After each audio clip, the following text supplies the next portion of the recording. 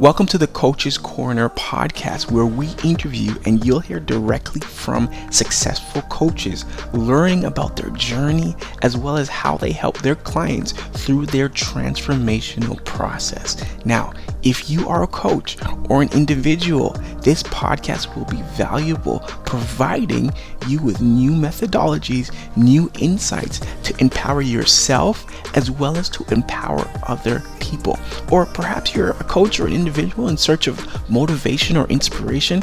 If that's the case, this podcast is perfect for you and you are in the right place. Now remember to subscribe to our channel. If this has helped you, I would love for you to leave a positive review, a positive comment, letting us know that you enjoyed this podcast. Now without further ado, let's dive straight into the show. Welcome to today's episode, everyone. I have the pleasure of speaking with Greg Hamalian. Greg, how are you doing today? Good. Fantastic, Dwayne. How are you? I'm awesome. Thanks so much for being on. It's always a pleasure connecting with like-minded coaches that are doing awesome stuff within their space. I just want to give a quick intro so that everybody knows who you are, what you do, and how great you are. Everybody, this is Greg Hamalian. He is actually a life coach, and he helps individuals that are young adults who are seeking mentorship and who are seeking direction within their life, within their relationship. He also does counseling. He was actually very active within his community, helping individuals in the sporting arena and within his actual area locally. But I want to make sure that I don't take his spotlight, that he gets an opportunity to really introduce himself. Greg, I want you to let everybody know, like, how did it start for you, just on this coaching journey? Yeah, so I would say, first off, it really started at the beginning. Like I remember being 6-7 years old, and like the job I wanted when I grew up was to be an NCAA basketball coach. Like, so it was funny. Like I was talking, my mother was a basketball coach. I'm like, oh, what do you need to study in college to be a coach? And then I kind of got away from it as I grew up. But really the idea of helping people get better has always been a part of me. Like growing up, I always volunteered. I mean, you mentioned it before, but 16, 17 years old, I volunteered to be a soccer coach at a special needs clinic. I was always tutoring kids. And then as I got older and started a career, I worked in retail management, and I really saw my position as, I told people who work for me all the time, I don't want to be thought of as your manager. I want to be the team captain. Yes. Like, so I want to so work important. with you, like going, yeah, we're in this together, but I need to contribute and but be with you, someone you can count on and really lead from the front, but not manage people. And then basically along the way, when I was 21, had a huge setback in my life, and really had support of my family, my friends, a community around me. And it made me want to give back to other people. And for years, I was figuring out, how do I do that? And I couldn't come up with an answer until one day it just kind of hit me like, oh, be a life coach and give that mentorship to people who are struggling, wanting to do more. And I made that decision and haven't really looked back. So Wow, that's awesome. That's awesome. Yeah.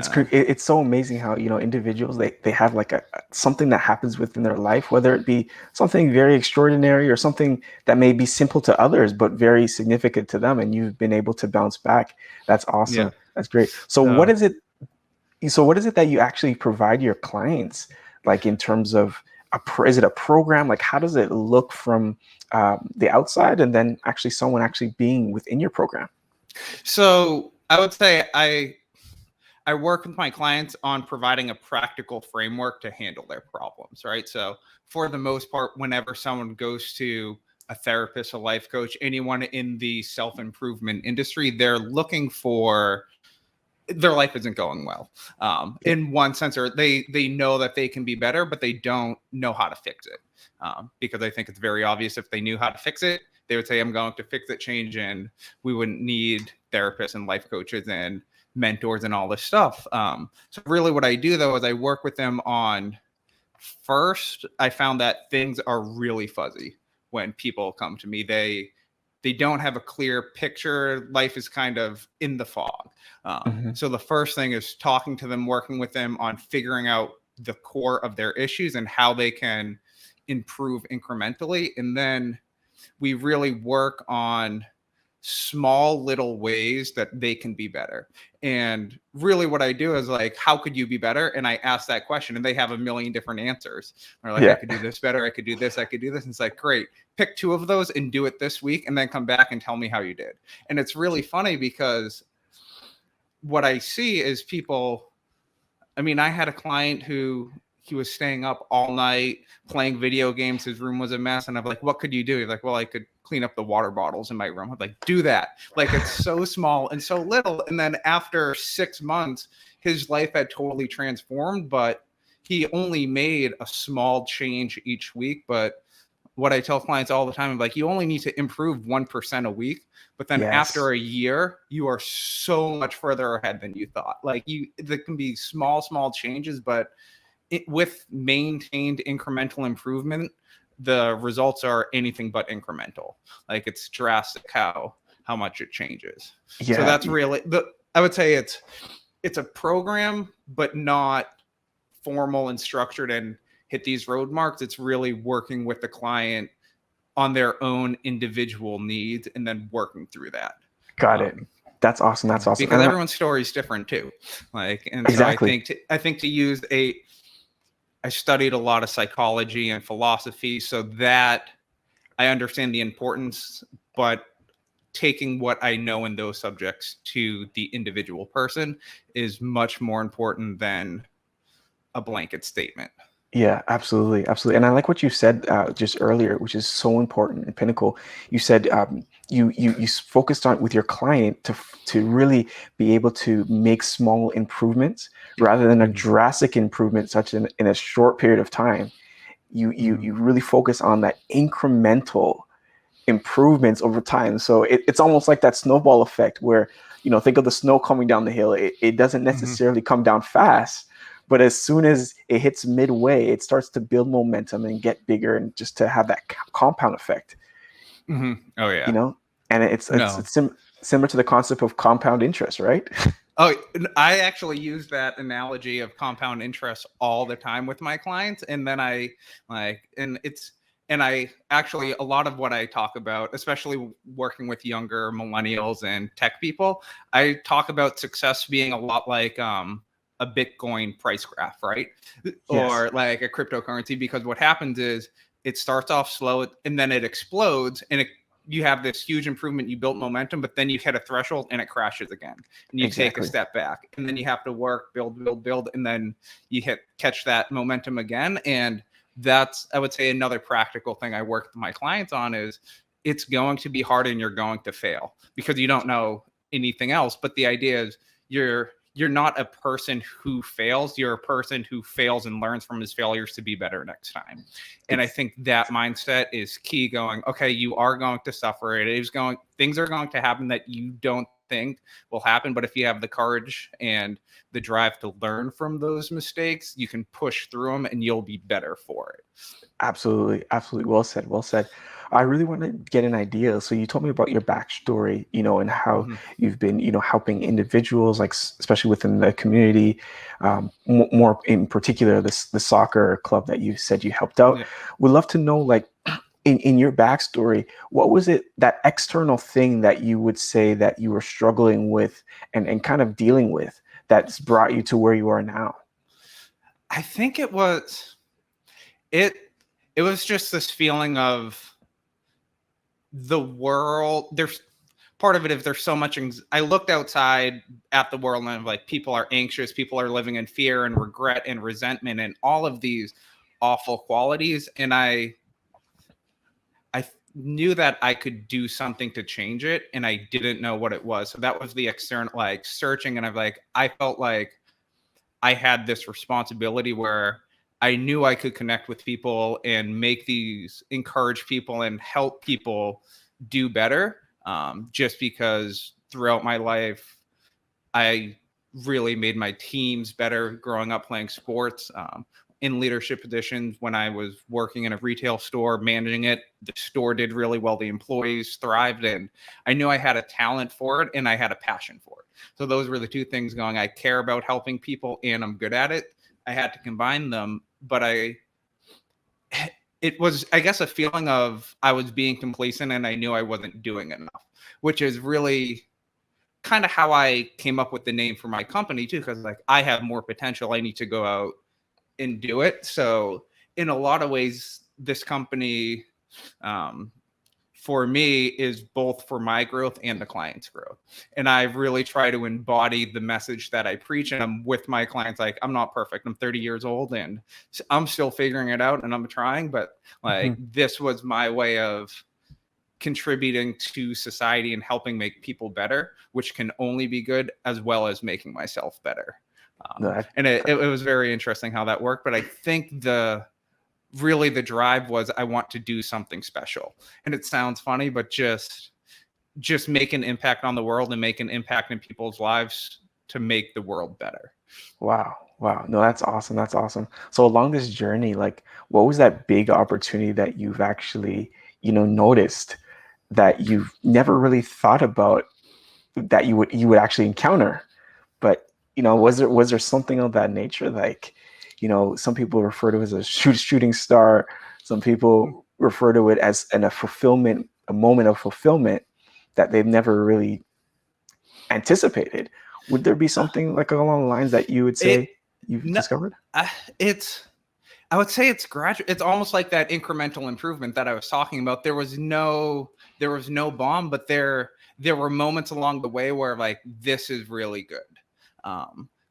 And was feeling fulfilled. And it was one of my very first clients. It was a very funny and strange feeling because obviously we're in the coaching business. We get paid when we have clients and when we help people.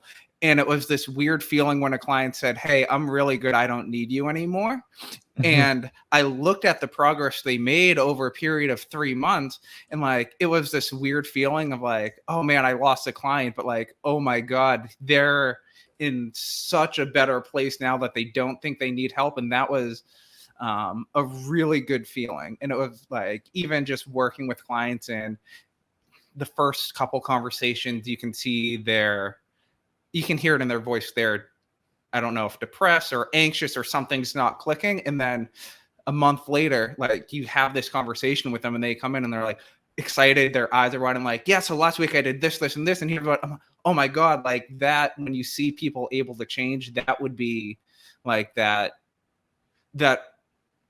outside validation of like, okay, this is what I should be doing, because seeing somebody so happy and have clarity and purpose again in their life is so fulfilling. And it's great to be a part of that person's journey. Like, Absolutely. not for me, but it's great to see, because it just that's why we watch inspirational movies. It makes us feel good. And I'm like, I get to play a firsthand role or a secondhand role and that happening to someone. And it's great. No, that's awesome. That's awesome.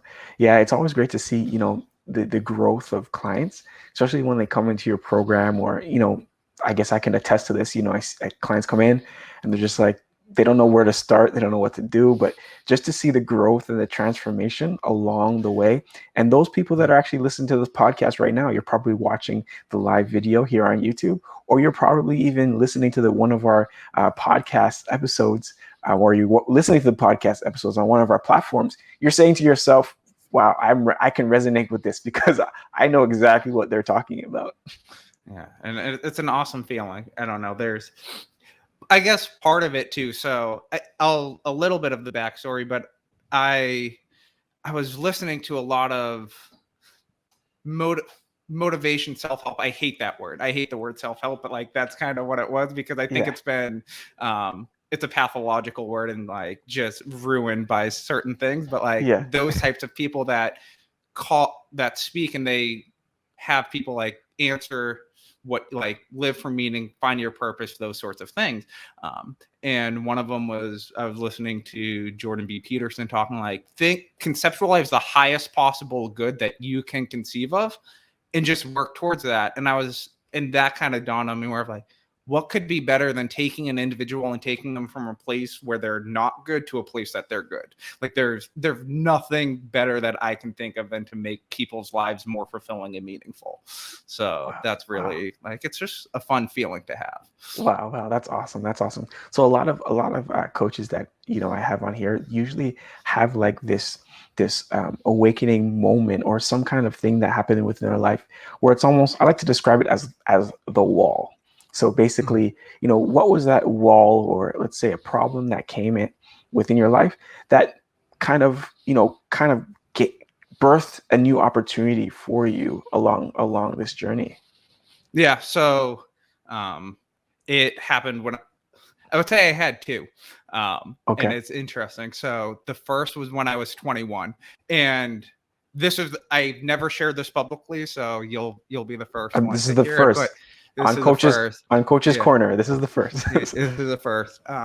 But so when I was 21, I was attending a top liberal arts college. I was captain of the cross country team. It was a Division I school, and like things were good for me, and not well. I was super arrogant, like, and conceited, and thought I was on top of the world, and could do no wrong. And basically, I made a very bad joke online, offensive, crude, and I made light of mass shootings basically, and I'm embarrassed by it. It's cringeworthy, and when people look back at their old Facebook or Twitter posts from 10 years ago and they're like, ooh, I didn't know anything, like this is that on a grand scale. And I was arrested for it and charged with threat to commit a terroristic act. Now, I was just goofing off, right? Mhm. But it was a terrible thing to joke about, and I really paid the price. And for a year and a half waiting for the going through the pretrial motions, I was on house arrest. And it was this situation that was so incredibly painful and challenging and really formative for me. And it was this weird combination. I imagine when people go through cancer, right? Like, and it's awful, and they say, but I'm glad it happened to me and I learned from it. Or people that was my first really hard experience. And I spent a year and a half reading books and taking classes online and just trying to make the most of the situation. And I was so fortunate that I had a great family and support system. I had people in the community. I had one That's guy wonderful. That's come good. in and talk to me and hang out with me and give me. So when I was feeling weak and I was feeling like I was about to be broken, I always had people I could count on. And that story, like, it was a huge setback. And eventually I went through, the charges were dropped, those sorts of things. Then I went back to school, I graduated, and it was this shame and burden, like this heavy load that I was carrying, because Yeah. I knew people in town and they knew what happened to me. And did they know it was a joke? Was it serious? Was it not? Like, and it was this psychologically huge challenge for me. And then eventually I got through it and I started a career and I was doing well. And I eventually kept getting promoted, and I actually was relocated, moved out. So that was the first like big moment where like, this is a wall. This is how I need to overcome it. And I didn't know what to do. I just did what I thought I had to do, which sounds a little silly, but it's like, well, I want to learn. I want to read more books. I want to Hmm. study more philosophy, and I want to do this and do that. And then so I went through that, and I just kind of went through the motions and didn't realize the effect that it would have on me until later. Yeah. And then COVID hit, and I had just moved to a new city 4 days before my company shut down. I was placed on furlough, like working in retail, and like I was in a new city with no friends, nothing to do. And it was really interesting because I saw the world fall apart and people were struggling and didn't know what to do. And I made a joke with my family of like, oh, well, I have to stay home, but at least I'm not under house arrest, like that Yeah. sort of Yeah. thing. So I knew I went through it, and it gave me a lot of time to reflect on what I valued, what I found important, and what I wanted to do with my life. And that was a struggle too, but it was like, okay, I know what to do here. I know how to handle these situations. I'm going to read more. I'm going to take classes online. I'm going to start exercising again and get my body right. And then as I was doing that, that's kind of where it dawned on me, like, I should be a life coach. I can do this. And I'm kind of living out the values that I would tell my best friend to do. So I can be an example to people, but also not as someone that I had an easy life and here's how you have an easy life, but here's, I struggled too, and here's what I did, and here's how it helped me, and here's what you'll gain from doing these things during hard times. And it was really self-reflective in the moment, going, okay, it was a challenge. I was hitting a wall, but knowing that I could get through the other side and survive, I felt like I didn't know this. Other people told me, family and friends told me, like, you have a really cool story. You need to share it. And that's when I'm like, you know what? I will share it with people and not in a grandiose, oh, look at me type of way, but like, this happened to me. And there are some things that are special about me, but you're going through something and I know there's something special about you. So what can you do that's special to overcome this obstacle? And that is kind of the wall, and then getting through the wall. Very well said. Wow. Yeah. And ideally it's in your situation is unique, but someone else's situation, even though you were in a situation where, you were in this place in confinement for a year, somebody else is probably experiencing, that depression, anxiety for a lifetime. Right. And you kind of have an idea of how that actually, unfolds within someone's life, and to really help them. And I really commend you. My hats off to you. And those that are listening are probably saying, wow, that's very bold of him to actually, say something like this and actually empower other people. Because people that are listening to this right now, they're probably empowered by saying, wow, he's actually been able to turn his life around. Very rarely you hear people, come out and say things like that. And it's funny too, because I was thinking about preparing for this podcast, thinking of like, you know what, I'm afraid to share this, right? Because there's fear that people are going to judge you and think negatively of you, and is it going to hurt you? But I tell my clients all the time, just because you're afraid to do it doesn't mean you shouldn't do it. And that voice was going on in my head, like, you're afraid, but so what? Go out and do it. And I guess that's kind of my message to people too. Like, you're afraid, but that doesn't give you an excuse not to do it. It just means you have to do it all that more. Like, because I heard a great analogy one time, and I'm a huge Lord of the Rings and Hobbit fan, but the idea is Smaug the dragon sits on a mountain of gold, right? So the dragon's scary, but if you confront the dragon, like, that's where the gold is, that's where the prize is. Yes. So. No, very, very well said. Very well said. So what was like your plan that you created to like achieve your desires, like along the way, to be like, because you're a life coach now, you've been doing it for how long? About a year? Formally about a year, yeah. Formally about a year? Okay. But how long have you been doing it, like informally or informally? Yeah, my whole life, but like I was in retail management for 4 years before. Okay, nice. And nice. So, that was like the real coaching, working with individuals, working with people on my staff. And one thing I did that I thought helped me in that side of things, and I tell managers all the time, I didn't just teach my employees how to be better at their job, right? Of course, that's a part of it. Here's how you do the function. Here are the roles. But I also talked to them about real life situations, and I didn't want to make them better at their job. I just wanted to make them better people.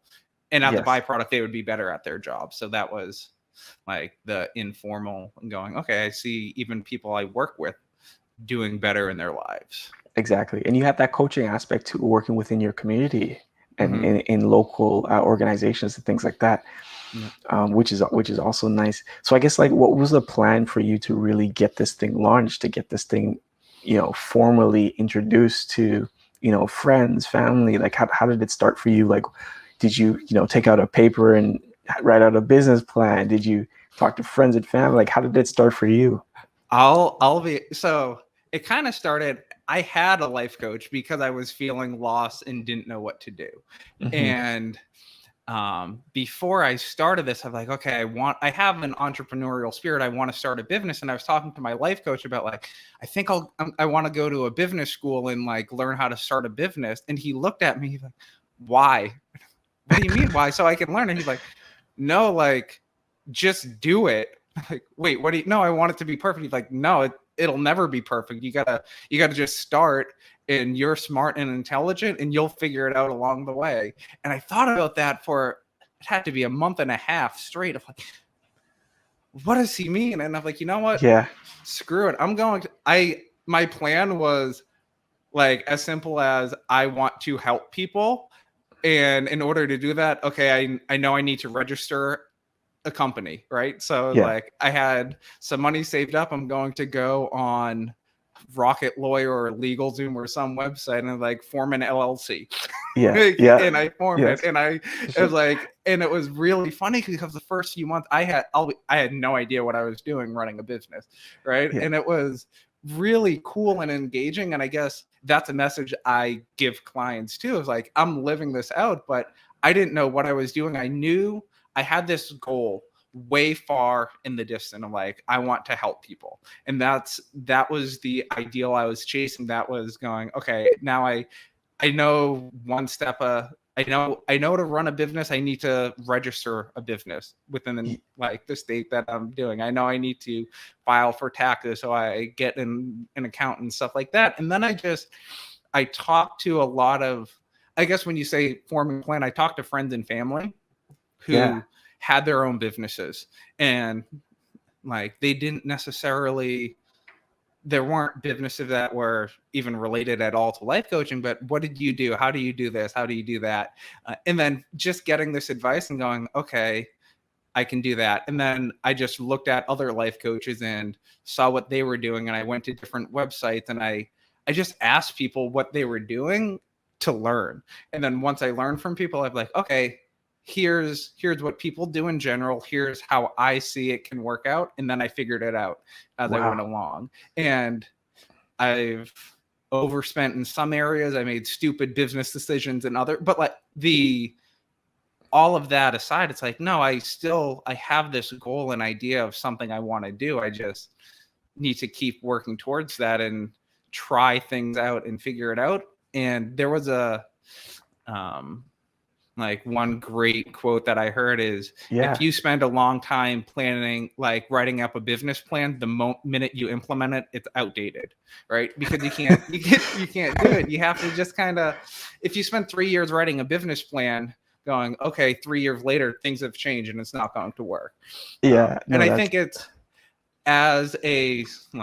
it's just me doing this and other people are helping, but I can make the changes and go, I think this will work. And I keep a record of everything to see what works and see what's happening, but in trying to learn from it, but I don't think too much. I just try to live in the moment and go, these people need help. Here's how I'm going to help them. And then it's, okay, what are other things I can do? But as a formal written out plan, there was nothing beyond like this dream and vision of helping, and I'll be lofty, but like helping yeah. millions of people and having this large platform. And I know that's not going to happen tomorrow, but like if 20 years from today, 30 years from today, I can be speaking to large audiences and making an impact, I would have lived a fulfilling life.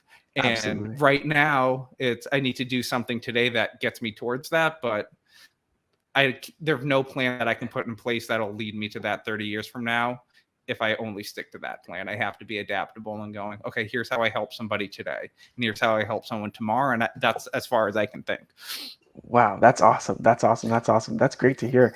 And I know one day you'll definitely be on the stage, Yeah. be able to tell your story to millions. And it's scary. I will say that it's scary trying to figure out, but that's another thing. Like you have to try, you have to do it. Absolutely, absolutely. And I think what you said was very important. Having a written out business plan, and by the time you're ready to implement it, it's just outdated. Okay, now what? And I guess the most important action steps you should take when starting a coaching business or any business at large. Well, it depends what kind of business, but I mean, like if you are looking to start something, start it. Mm-hmm. Just get it started. Stop talking about it. Stop saying you wish. Stop saying, if I had this, make it work. Find out, some people have a victim mindset where they feel, like they're the victim in all situations, right? Yeah. But, put on your big boy pants and get running. Because if you don't start your vision, and if you don't start, or your big girl pants, if you don't start the vision for your actual company and actually start implementing it, who else is going to do it?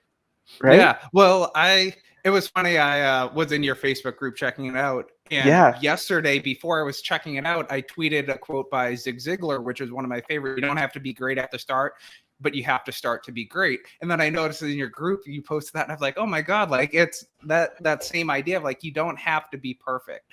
Like what? exactly.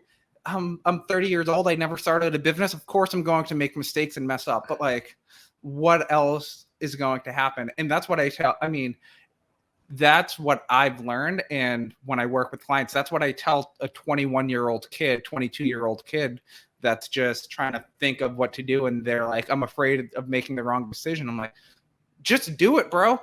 You probably will mess up, but like, you're smart and you can learn and you can adjust. But like, if you're afraid of ever getting started, then you'll never get anywhere. You'll never get anywhere at all. Well said, well Yeah. said. So I guess like right now, like how has it been working for you? Like, how many clients have you been working with?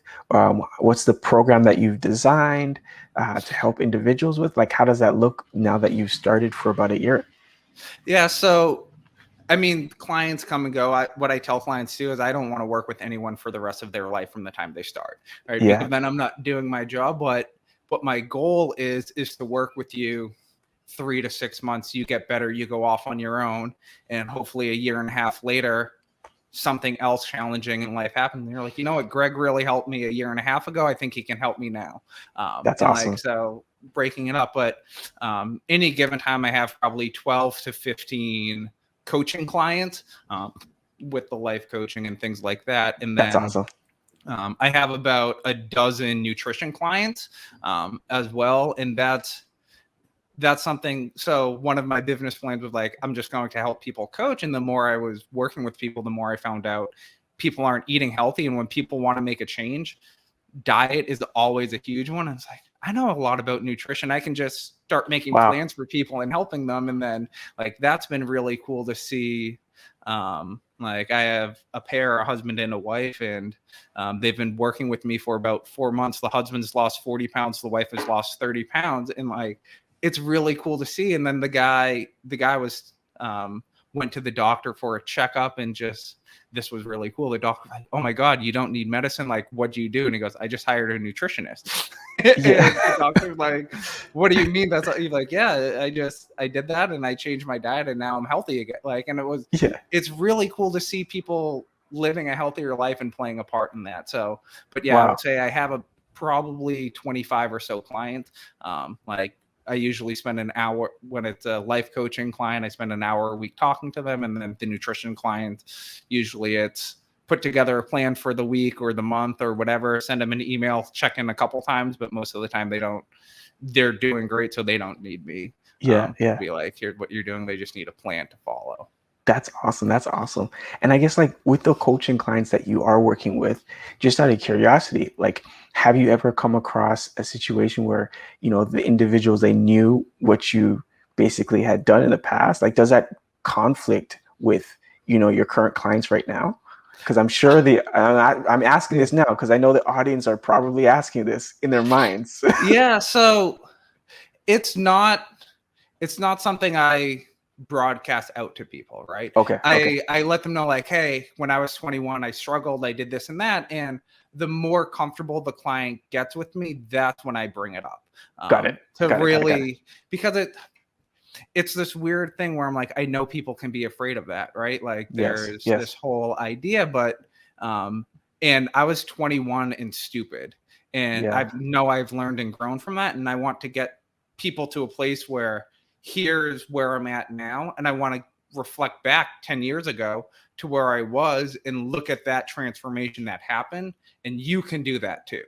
Like, Wow. it's not something special I did, but like you can make mistakes at 21 and be successful at 30. Like that sort of idea. And then and maybe if you're not successful at 30, you can be successful at 40. But like, you have to get out there and do it and keep working. That's awesome.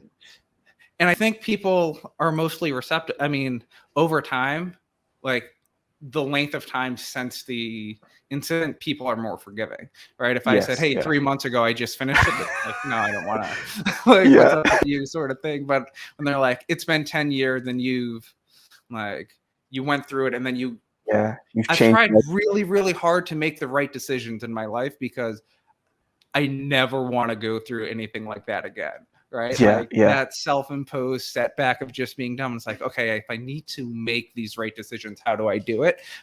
And I think I just have faith that people recognize that. And Absolutely. honestly, some people won't. And some people will say, oh, you did this 10 years ago. You're part of my language, but you're a piece of shit. Like, and you'll always be. And like, Yeah. that's fine. You're entitled to your opinion. I don't care. I'm not going to let that hold me back, but you're also not the person that I can work with and reach anyways. If that's a problem to you, then my message to you isn't going to get through.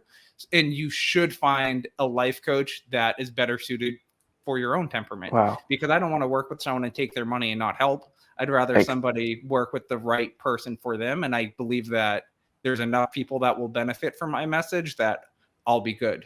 Like, I don't Wow. need that type of person. And I Very do well want them said. to get help with someone that's doing it. But it's like, okay, there's people have different temperaments, and people have different experiences, and people like working with different people. And if that's you, then that's fine. But I know I can help people because I have in the Absolutely. past, and I'm just going to go after more of those people.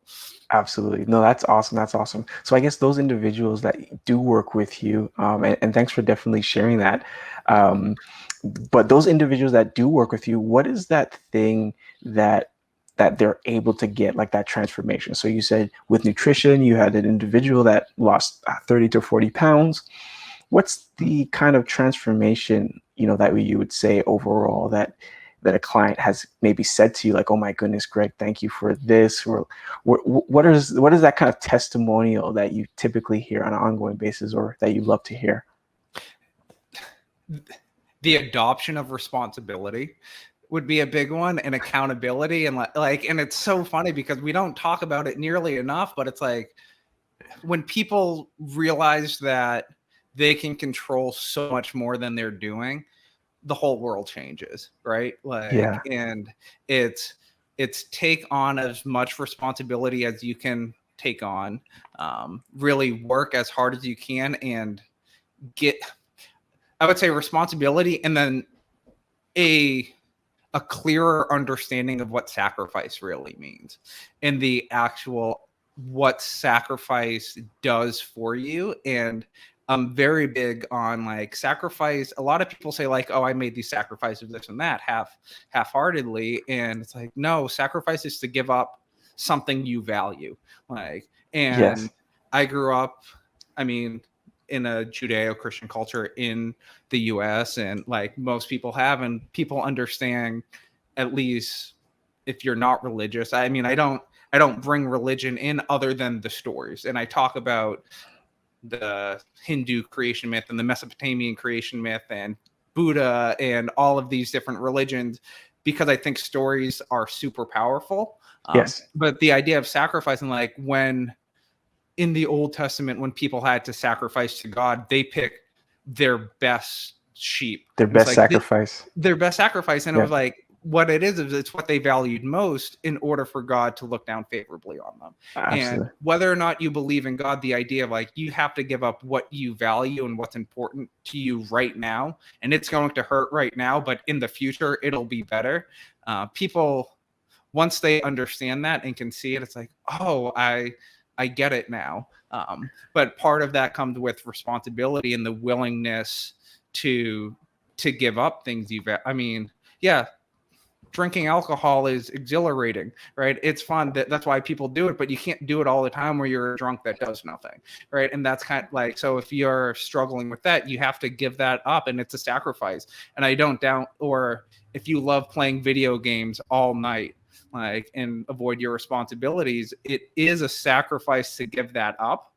But what you'll gain from making that sacrifice is way better for you down the road. Absolutely. But Absolutely. not downplaying how hard it is to make sacrifices. And then what Hmm. it does, I think, is it ennobles people when they go, you know what, I was able to do that. I was able to make that real sacrifice, and I did give up something I cared about, but look at how much better my life is. And I think those are so like responsibility and sacrifice, which in our culture, I don't think get talked about enough, like, because they're so powerful and we just kind of wash over them and say, oh, be happy. It's like, well, you're not happy when you make a sacrifice, but things work out better for you when you do.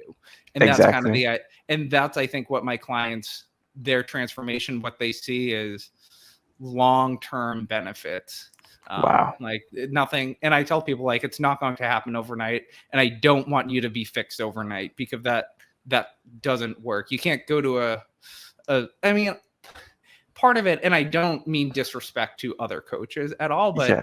like everyone knows that you can't go to a conference for a weekend and magically get better, right? Like Exactly. that, like, right, like, and it takes time, but you have we talked about it earlier, you have to make those Compound small effect. you have to make Yeah. those small changes, and Hmm. then over time you go, but that starts with taking on responsibility and making sacrifices, and then seeing how those play out, and then you get faith that when you make sacrifices, like make a small sacrifice, see how things get a little bit better, make another small sacrifice, things get a little better, and then you'll believe true, like really with your whole being, that you can make a big sacrifice and things will get much better.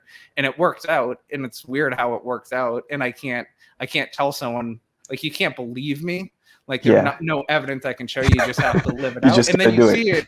Yeah, but it's cool when that happens too. No, that's awesome. That's awesome. Thanks for sharing that. I guess, Greg, before we end this episode, do you have, I guess, something for the audience, or even if the audience wants to be able to get in touch with you or even find out where they can learn more about you, where can they go and find you, Greg? So they can find me on Twitter, Answer Potential. So it's ANSER Potential. Twitter handles, they don't let me put the ED in there. Yeah, I'm on Facebook. You can find me on LinkedIn if you want to connect. Or I love my website's answeredpotential.com, or you can even email me, Greg at Answered Potential, and I'd love to talk to people, and it would be a lot of fun. But that's how they can connect. I'm always open for meeting people and helping, and learning from people too. So Awesome. Awesome. even if you go, oh, like, I want to talk to him and I have something I could share with him, great, do it. I love Awesome. hearing Awesome. positive stuff. So Perfect, perfect. That's awesome. That's good stuff. And for those of you that are actually listening to the episode right now, if you're on any of our 7 platforms, the information for Greg's information for the website and his Twitter handle and where you can find him is right below in the text as well. So you can definitely check it out. Greg, it's been a super engaging and exciting interview and episode. Thanks so much for coming on. thank you, Dwayne. I loved it. Awesome, awesome. My pleasure. I hope you enjoyed this interview, whether you're listening on any of our social platforms. Perhaps you're in a Facebook group, perhaps you are listening on one of our podcast platforms. Wherever you're listening, I hope you enjoyed. But do us a favor and leave a positive review, letting us know that you actually enjoyed this and this actually was valuable to you. Whether you're an individual or whether you're an actual coach looking for some guidance, inspiration, we want to know that this podcast is valuable to you so that we can continue to make more and to inspire more people. Hope you have an empowering day and an empowering week. I'll see you in the next episode.